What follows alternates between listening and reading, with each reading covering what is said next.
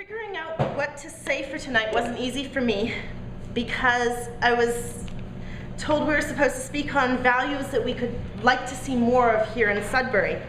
And every time I thought of something I could say, I could also think of people and organizations here in Sudbury that are already acting on those values.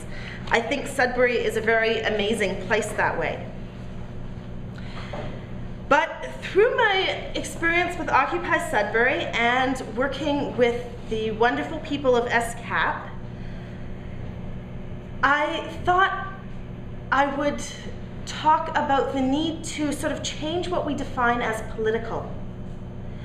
And there's a lot of people and organizations that are busy doing a lot of great things in Sudbury, but are hesitant to acknowledge that they are political. They're hesitant to talk about politics.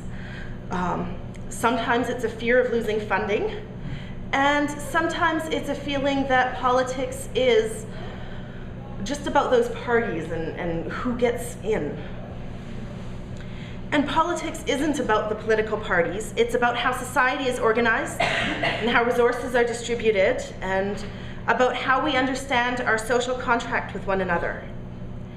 And politics is about whether we see social assistance as a drain on our public finances or whether we see it as a social safety net for everyone, ourselves always included. It is about whether we see ourselves as consumers who might potentially want longer shopping hours, or whether we stand in solidarity with employees who don't want to have to be figuring out late-night childcare while working on irregular schedules for minimum wage. Politics is about whether we prioritize the quick car-based schedules that many of us are used to, or whether we recognize that there is a need to be preparing the infrastructure for a more sustainable lifestyle. There are so many political things that we need to be talking about, and we need to recognize them as political. Probably the topics that are municipal-based are easier to see as non-political, because in municipal politics we don't have the political parties. But we need to be talking about the underlying values of provincial and federal issues as well. There is a saying, when I feed the poor, they call me a saint, but when I ask why the poor are hungry, they call me a communist. And we need to challenge that and talk about those big issues and the underlying concerns. And we need bravery. We need bravery to be willing to identify with groups of people, like those living in poverty, who are often criticized in the public media. As long as society embraces the idea that poverty is the individual's fault for not making supposed right choices, then people will be hesitant to fight for the rights of the poor, for fear of being identified with it. We need courage to challenge those underlying beliefs. We need courage to allow ourselves to be seen in ways we might not want to be seen at times. And we need solidarity. We are all in the same boat. If social assistance cannot function as a safety net providing a livable social wage, and right now I would say in Ontario it is not. There are too many people struggling too hard to survive on amounts.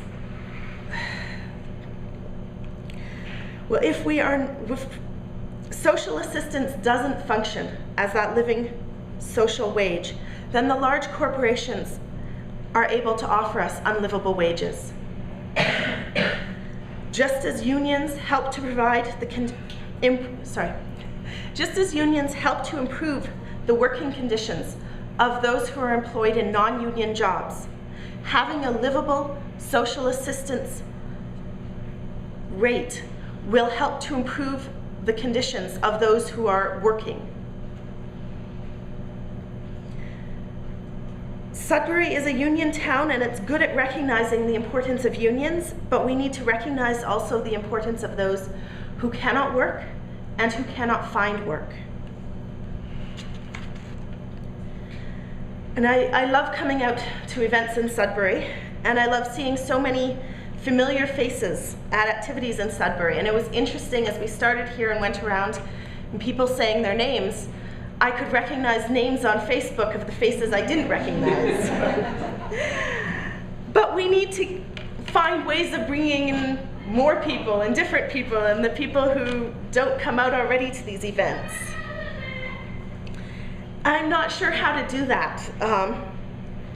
But one of the things I heard too much of when I was involved with Occupy Sudbury was an assumption that if everyone did not completely agree, that they were not aware of what was going on, or that they were, the term I was hearing was sheeple, a combination of sheep and people.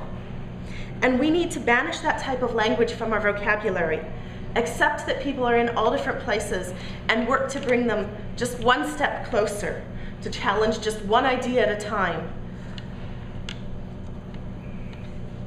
We need respectful persuasion and at times agreement to disagree on specific things, rather than to attempt to draw boundaries around who is aware and who is not aware of what is going on in the world.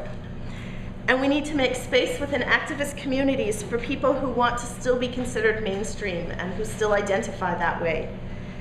We can't see ourselves as right and others as wrong and leave it sink or swim because we're all in that same boat together. We have to listen to the different concerns. So I was told tonight would be partly about values, so I want to put that in terms of values. We need to value and appreciate the wisdom that all people bring to the table.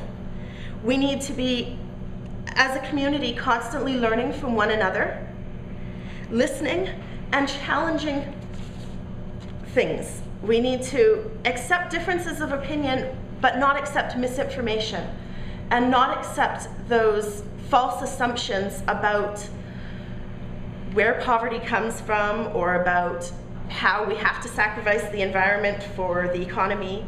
We have to keep challenging those assumptions. We need to value those political questions and all the time spent questioning the assumptions. We need to talk about poverty and politics, and to do politics bravely and determinedly.